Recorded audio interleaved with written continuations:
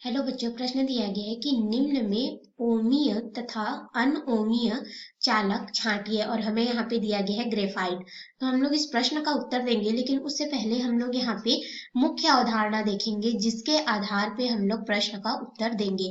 तो मुख्य अवधारणा के अंतर्गत हम लोग यहाँ पे अध्ययन करेंगे कि ओम का नियम क्या होता है, जिसके आधार पे हम यहाँ पे बतलाएंगे कि ओमी तथा अनओमी चालक क्या होगा। तो हम लोग यहाँ पे क्या देखेंगे, सबसे पहले ओम का नियम हम लोग देखेंगे।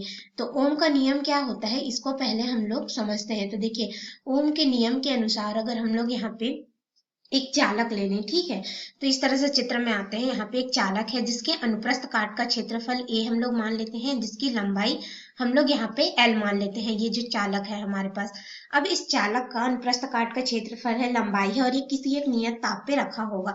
तो यहाँ पे क्या होगा कि हम लोग जब तक इसकी भौतिक अवस्था कहने का मतलब इसकी जो लंबाई हो गई, और लंबाई में हमारे पास अनुप्रस्थ काट का क्षेत्रफल भी आ जाएगा, और इसका ताप हो गया।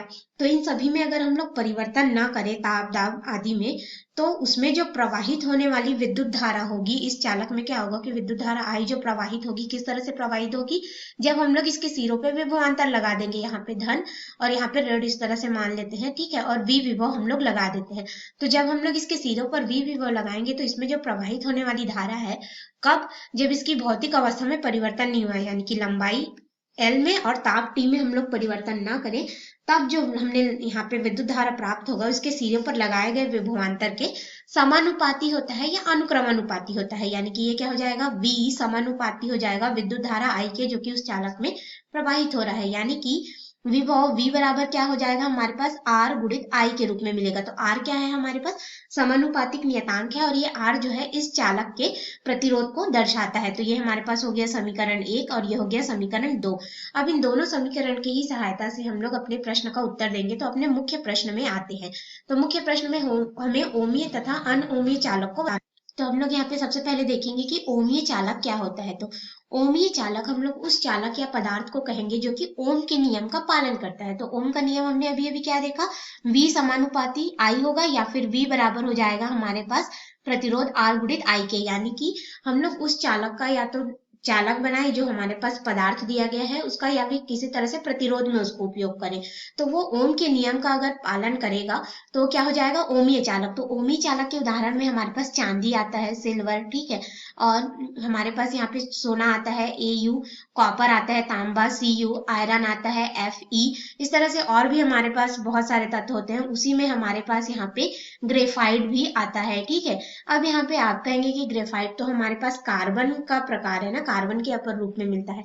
तो ग्रेफाइट भले ही यहाँ पे एक तरह से वो धातु नहीं है, लेकिन ऐसा तत्व है जो कि विद्युत धारा को अपने में प्रवाहित करता है। और जब हम लोग इस ग्रेफाइट का चालक बनाते हैं, चालक कंडक्टर तार बना ले, या फिर हम लोग इलेक्ट्रोड बना ले, ठीक है, ये सभी अगर हम लोग बनाते हैं तो यह बिल्कुल ओम के नियम का पालन करता है, जिसमें V बराबर R गुणित I। यानी कि हम लोग को विभव और विद्युत धारा के मध्य ग्राफ बनाएंगे तो वो हमें एक तरह से लीनियर, यानी कि सीधा सरल रेखा वाला ग्राफ मिलेगा, एक ढाल के रूप में, इस तरह से, ठीक है। तो यह ओम के नियम का पालन करेगा। तो ये सभी क्या हो जाएंगे, ओमीय चालक में आएंगे।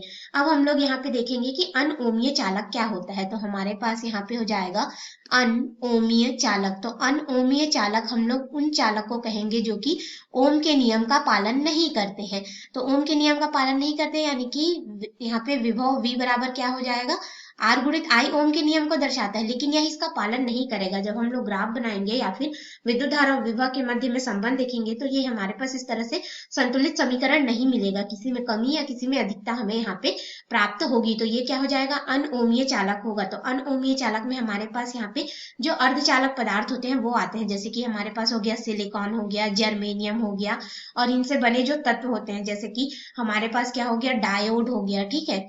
डायोड हमारे पास अनोमीय चालक में आएगा, ट्रांजिस्टर अनोमीय चालक में आता है, वैद्युत अपघटित, ये सभी हमारे क्या होते हैं, अनोमीय चालक में आते हैं, क्योंकि ये ओम के नियम का पालन नहीं करते। जब उसमें हम लोग विभव लगाते हैं विद्युत धारा प्रवाहित होती है। तो ये रहा हमारे प्रश्न का उत्तर कि हमें बताना था कि ग्रेफाइट जो है वह अनोमीय चालक होगा कि ओमीय चालक। तो हमने देखा कि ग्रेफाइट जो है ओम के नियम का पालन करता है, इसलिए यह ओमीय चालक में है। तो आपको इस प्रश्न का उत्तर समझ में आया होगा। धन्यवाद।